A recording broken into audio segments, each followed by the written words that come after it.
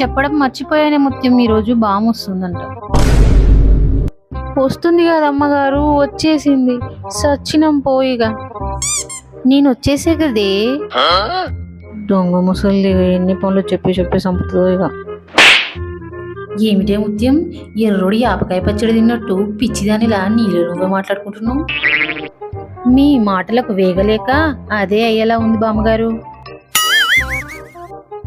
ఏమిటే గొంతులో గునక్కాయ పడ్డట్టు ఎప్పుడు చూసినా గునుక్కుంటానే ఉంటావేమిటి? మా పుట్టింటి వాళ్ళు ఇచ్చిన ఆస్తి అదే బామ్మగారు, ఏం చేయమంటారు మరి?